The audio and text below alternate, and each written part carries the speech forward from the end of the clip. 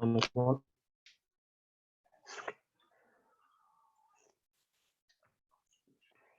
This is all recorded, by the way. Thank you. Okay, sorry. Maybe another day. So we'll make a start in 2 minutes, inshallah. I want to start promptly every single night. Bi'ithnillah. Uphold the Islamic norm. At least that way, if we were to start on time every single night, then people start coming earlier. If we always allow 2, 3, 4, 5 minutes for people to come, then that becomes the norm. Starting late always becomes the norm. So inshallah, we'll start with.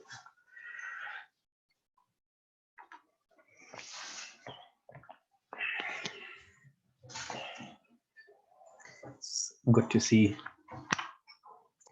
some familiar faces, alhamdulillah. There we go. I'm on there as well. And people are joining in now.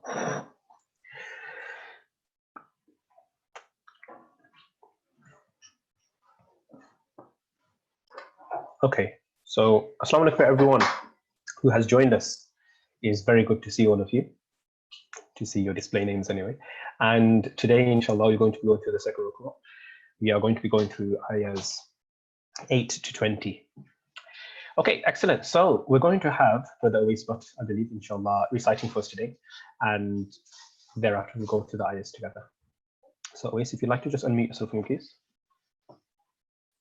أعوذ بالله من الشيطان الرجيم بسم الله الرحمن الرحيم ومن الناس من يقول آمنا بالله وباليوم الآخر وما هم بمؤمنين يخادعون الله والذين آمنوا وما يخدعون إلا أنفسهم وما يشعرون في قلوبهم مرض فزادهم الله مرضا ولهم عذاب أليم بما كانوا يكذبون وإذا قيل لهم لا تفسدوا في الأرض قالوا إنما نحن مصلحون ألا إنهم هم المفسدون ولكن لا يشعرون وإذا قيل لهم آمنوا كما آمن الناس قالوا أنؤمن كما آمن السفهاء ألا إنهم هم السفهاء ولكن لا يعلمون وإذا لقوا الذين آمنوا قالوا آمنا وإذا خلوا إلى شياطينهم قالوا إنا معكم إنما نحن مستهزئون الله يستهزئ بهم ويمدهم في طغيانهم يعمهون أولئك الذين اشتروا الضلالة بالهدى فما ربحت تجارتهم وما كانوا مهتدين مثلهم كمثل الذي استوقد نارا فلما أضاءت ما حوله ذهب الله بنورهم وتركهم في ظلمات لا يبصرون صم بكم عمي فهم لا يرجعون أو كصيب من السماء فيه ظلمات ورعد وبرق يجعلون أصابعهم في آذانهم من الصواعق حذر الموت والله محيط بالكافرين يكاد البرق يخطف أبصارهم كلما أضاء لهم مشوا فيه وإذا أظلم عليهم قاموا ولو شاء الله لذهب بسمعهم وأبصارهم إن الله على كل شيء قدير. Jazakallah khair, Awais, for that beautiful recitation. Okay, so let's make a start then, everyone. Alhamdulillah. Allah's blessed us to go into day 2 of Ramadan, and with it, newfound peace I've found, and I hope you have all found that in your families and in your soul as well. Starting off then, yesterday we spoke about the start of Surah Baqarah, the infallible nature of the Quran, how so many books start off with doubt, start off with there's anything wrong with books, Allah starts to come the opposite. We also, I think someone's mic, there we go. We also moved on to talk about how if we can get our 3 pillars right, the first 3 pillars, your shahada, your iman is your first pillar, your salah and your zakat, then the rest become easy. And we need a collection of things to become people who are muttaqeen, primarily of which we remember death regularly. We want to remember death regularly, we want to uphold our salah, and want to be people who always give from the sustenance of Allah, that money that Allah has given us. We wish to be people who are generous with it, not stingy. And therefore, we will start to build this conceptualization of being muttaqeen. And today, inshallah al-aziz, we are going to move on to the next ruku. And we want to keep these short but sweet. We want to keep something that we can really implement tomorrow. Because what's the use coming to all these classes every single day of our lives and hearing all these beautiful reminders? Not that this is a beautiful reminder necessarily, but it's a reminder. There are better reminders out there, but it's still some sort of reminder. What's the point? Hearing all these reminders, my brothers and sisters, but we don't change day to day. So I want to just give something small, even if it's not super duper long, no problem. Something small that inshallah we can actually use to change our tomorrow, because that's the point of reminders. And it's a reminder to myself first and foremost as well.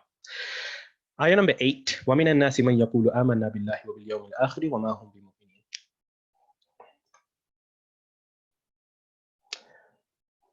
وَمِنَ النَّاسِ مَنْ يَقُولُ آمَنَّا بِاللَّهِ وَبِالْيَوْمِ الْآخِرِ وَمَا هُمْ بِمُؤْمِنِينَ. From the people are those who say that we believe in Allah. We believe in Allah. We believe in the last day, but they're not really believers. I'm just going to translate first, and then we'll talk about what do all these ayahs mean, because there are so many ayahs today that we won't actually have time to go into all of them. And then I'll just concentrate on 3. But let's go to the translation first. And I'll tie this so as to not go into too much detail on all the ayahs. But we are going to come back to ayah number 8, which is very, very important. Then Allah goes on to say, يُخَادِعُونَ اللَّهَ وَالَّذِينَ آمَنُوا وَمَا يَخْدَعُونَ إِلَّا أَنفُسَهُمْ وَمَا يَشْعُرُونَ. They attempt to deceive themselves. Well, they attempt to deceive Allah and the ones who believe, but really they're just deceiving themselves. And they don't realize what they're doing. فِي قُلُوبِهِمْ مَرَضٌ فَزَادَهُمْ اللَّهُ مَرَضًا وَلَهُمْ عَذَابٌ أَلِيمٌ بِمَا كَانُوا يَكْذِبُونَ. In their hearts is a sickness. In their hearts is an illness. And Allah gives increase to their sickness, their illness here. وَلَهُمْ عَذَابٌ أَلِيمٌ. And for these people is an incredibly painful punishment because of all the things that they did in this world that were untruths, because of the lies that they told. Let's talk about this first. Let's just talk about these ayahs first. This and what is to come, today particularly, is primarily concerned with the Prophet ﷺ's journey into Medina. The Prophet ﷺ, after so many years giving da'wah to his people in Mecca, was eventually driven out by his own, essentially, tribesmen and family, because of course people were interconnected through genealogy. So really, these are his cousins and his uncles in Mecca who are quite literally driving him out after so many years of peaceful da'wah. there is an attempt on his life. And this is the story that we all know very famously, where he essentially escapes in the dark of night, in the midst of night, with Abu Bakr radiallahu anh, and they take refuge in the cave. And we know the story about the spider. And then they go on to Medina, and they finally they manage to make safe passage to Medina. And then in Medina, there are Muslims who welcome them, and we know the story. So now the Prophet ﷺ is in Medina. And in Medina, as time goes on, the Battle of Badr occurs, these things happen, there becomes this clear rift between the Muslims and people who are not really Muslims. They are known as the munafiqun, hypocrites. The hypocrites were people who claimed Islam, who portrayed Islam, they purported Islam, but it was a facade. It was completely lip service.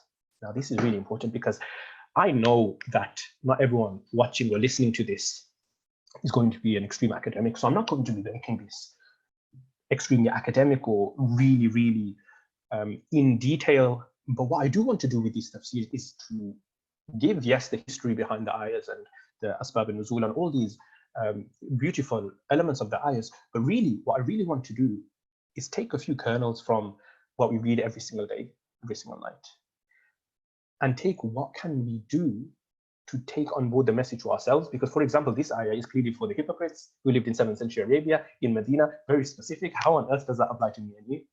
This is what I really want to do. So let's just understand firstly, this ayah is specifically towards the hypocrites in the time of the Prophet Muhammad sallallahu alaihi wasallam, who were claiming Islam, who were giving lip service, but when it came to acting, they would not be there. They wouldn't be on the front lines. They would give excuses. Does that make sense?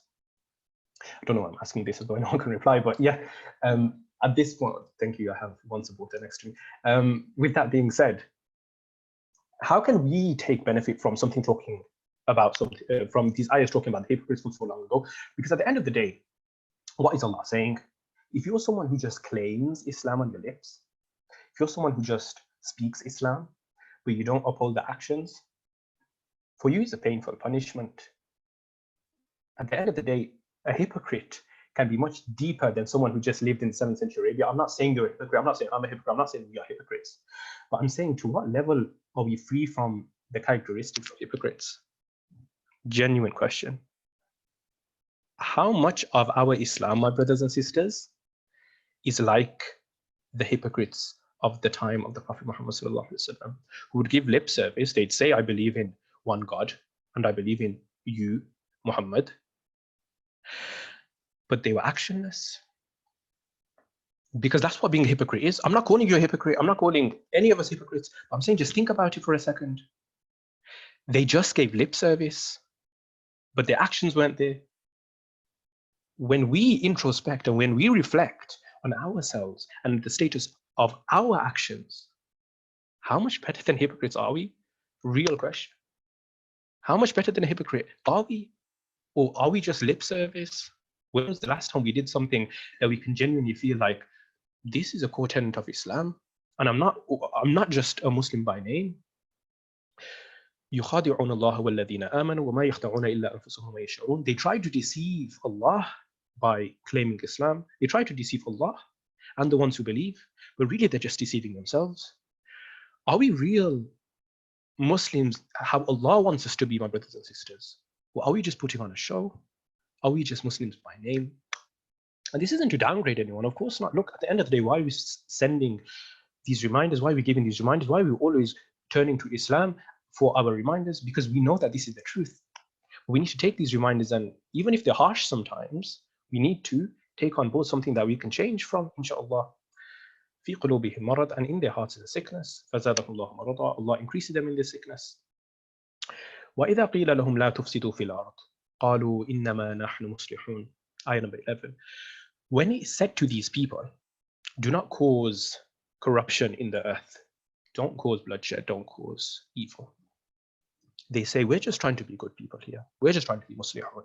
We're just trying to be reconciliators. We're just good. ألا إنهم هم مفسدون ولكن لا يشعرون. But they are actually people who are mufsidun. They're causing corruption in the earth, whether they realize it or not. وَإِذَا قِيلَ لَهُمْ آمِنُوا كَمَا آمَنَ النَّاسُ قَالُوا أَنُؤْمِنُ كَمَا آمَنَ السُّفَهَاءُ. Now this, my brothers, and then I'll go into the history behind this ayah a little bit. And when it is said to them, believe, when it said to them, believe in Allah, in Prophet Muhammad sallallahu alaihi wasallam, how the people around you believe, how the community believe, they say, are we to believe like these idiots believe? Are we to be like fools here? Are we to be foolish like these people are foolish who are Muslim? They don't realize it, but really no, they are the ones who are foolish. They are the ones who are all these horrible names that they're claiming. It is them in reality, even though they don't acknowledge it. And when they meet you, Muslims, they say, we believe. However, when they are with their own shayateen, when they are with their own devils, when they are with their own people, they say, we are actually with you. We're just messing around with these Muslims. We're just mocking them. We're just playing the game. Allah is in reality mocking them.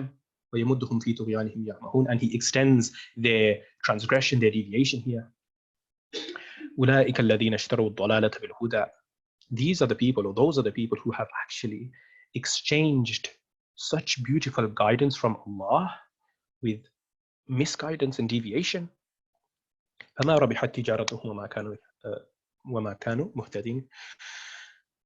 this exchange that they've done, this bartering that they've done, this swapping of truth for falsehood, it is not going to be a profitable exchange whatsoever.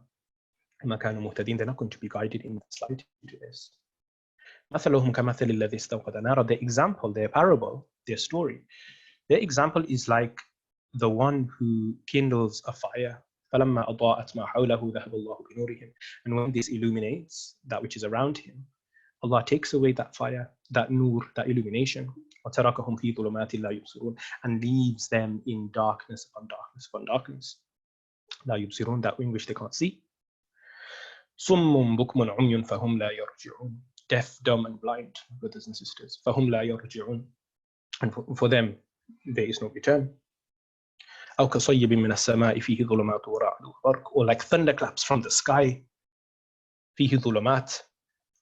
in which there is darkness, ورعد, and thunder, وبرق, and lightning. يجعلون أصابعهم, they put their fingers in their ears, في آذانهم من الصواعق حذر الموت, from the thunderclaps, حذر الموت, in fear of death. الله محيط بالكافرين. However, Allah is all encompassing of the disbelievers. يكاد البرق, the barq, the light, the thunder is as though يخطف أبصارهم. The lightning is as though يخطف أبصارهم, is going to take away their eyesight. كلما أضاء لهم مشوا فيه.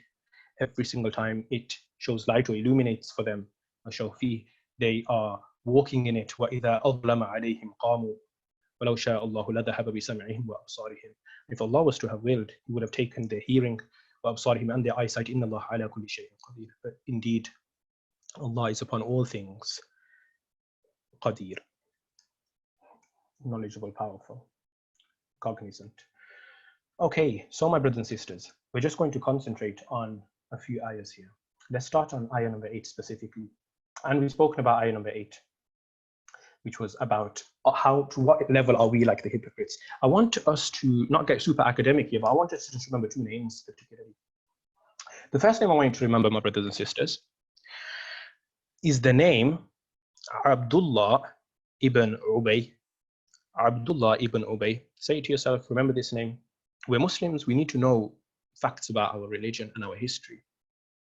Abdullah ibn Ubay ibn Salul, even if you just remember the first three names, that's fine. He's known generally as Abdullah ibn Ubay. He's known as Malikul Munafiqeen, the king of the hypocrites. That's his nickname. He's known as the king of the hypocrites. Who was Abdullah ibn Ubay? Abdullah ibn Ubay was a man who lived in the time of the Prophet Muhammad in Medina. He was going to be crowned king, the next king, by the two main prominent tribes of the time. However, then the Prophet comes into the picture, and lo and behold, everything that he was expecting to happen is in tatters for him. The time comes, however, that he needs to embrace Islam. So he embraces Islam, but very quickly the Muslims realized that this is not a true Muslim. This is a hypocrite. Allah makes it very clear. Prophet ﷺ understands that this is a hypocrite. He's just giving lip service. When it comes to the Battle of Badr, he doesn't want to partake. He creates problems. When it comes to the Battle of Uhud, same story. Every single time and chance he can, there is clear evidence that he doesn't want to be doing this. And this, my brothers and sisters, is a clear message for us all. Abdullah ibn Ubay ibn Salul. Hypocrisy is ultimately seen through just being someone who gives lip service. It doesn't matter if you say that you're a Muslim. It doesn't matter if you have the most beautiful name in Islam. If you're not living up to the actions, and if I'm not living up to the actions, then how much better are we than a hypocrite? That's my question. I want to also concentrate on ayah number 13, particularly, my brothers and sisters. Ayah number 13, وَإِذَا قِيلَ لَهُمْ آمنوا كما آمن الناس قالوا أنؤمن كما آمن السفهاء ألا إنهم هم السفهاء ولكن لا يعلمون. Remember when we said that sufaha essentially means someone who's foolish or someone who is idiotic or foolish, or you get the idea. It's a very negative term to call anyone sufaha, but the hypocrites were calling the Muslim community sufaha. Ibn Abbas, the nephew of the Prophet Muhammad sallallahu alaihi wasallam, the cousin of the Prophet Muhammad sallallahu alaihi wasallam, Ibn Abbas, as well as Ibn Mas'ud and others mention sufaha here as the Sahaba themselves. So the hypocrites were in front of the faces of the Muslims perfectly fine. They put on a good show, but behind closed doors, they were calling them foolish, the companions of the Prophet Muhammad sallallahu alaihi wasallam. Let's take all this for a second and reflect, my brothers and sisters. Ibn Jurayj says a really interesting statement. Ibn Jurayj, he mentions, who is a hypocrite? Ibn Jurayj says a hypocrite is a person whose actual deeds are different from what he publicizes. Think about this and just compare it to yourself and myself. A hypocrite is someone whose actual deeds are different from what he publicizes. What he conceals is different from what he utters. His entrance and presence are not the same as his exit and absence. My brothers and my sisters, are we sincere or are we insincere? How sincere are we in our ibadah? How sincere are we when it comes to doing actions for Allah and no one else except for Allah?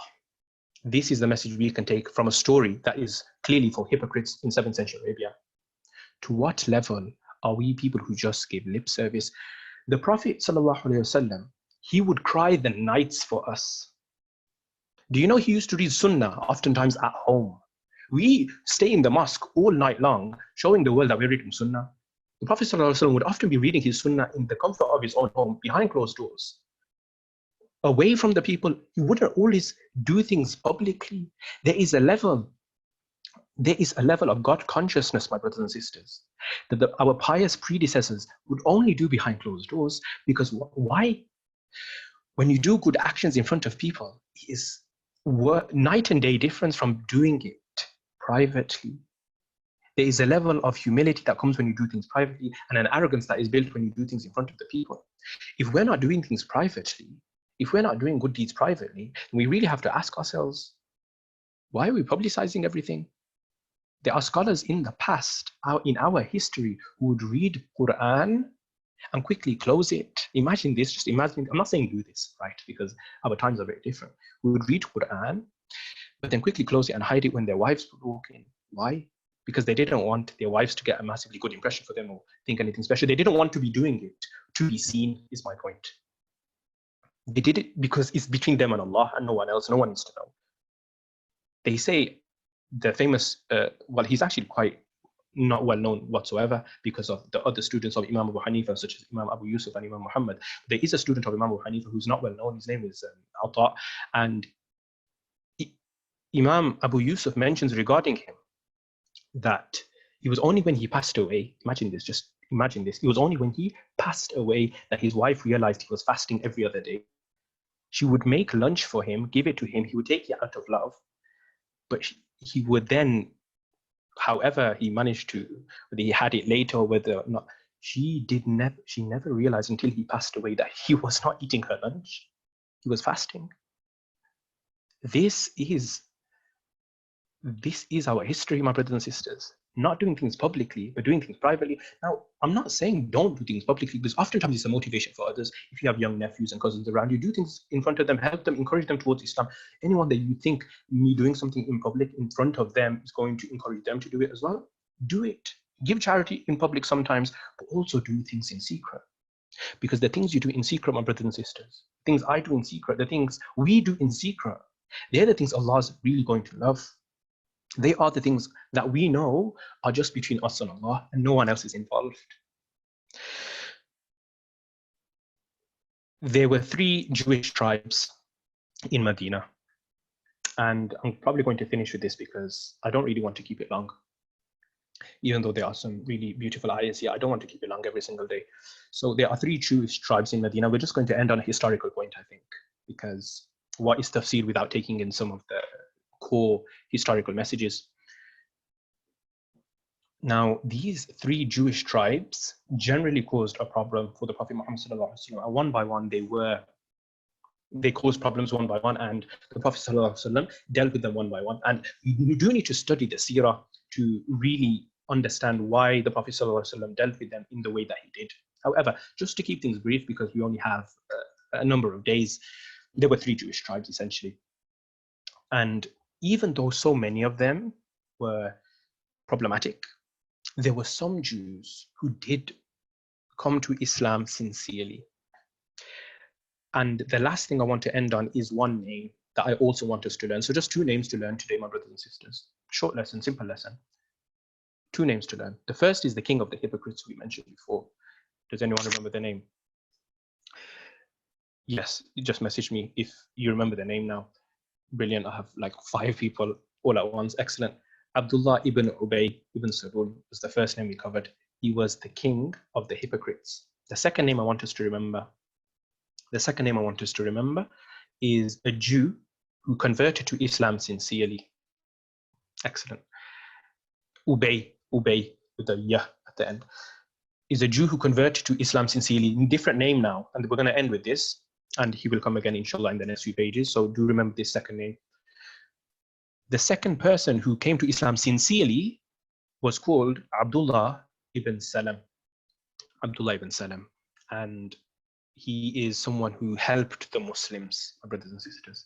They say he was a rabbi in the sense that he was a knowledgeable Jew. And when he came to Islam, he would show the Prophet Muhammad ﷺ and the Muslims, look, the Torah is changed here, you're mentioned here. And in this manner, they would have access to a fountain of knowledge of Jewish tradition, jurisprudence, and all other forms of scholarship that they did not have access to in any other way. So when any Jew who may or may not have tried to pull the wool over the eyes of the Muslims in the time of the Prophet Muhammad ﷺ, we always had Abdullah ibn Salam, who would thereafter go and explain, no, look, this isn't the case whatsoever. The reality is such and such. So that is the second name we're going to remember, Abdullah ibn Salam. Inshallah. And we're going to end with there tomorrow, my brothers and sisters.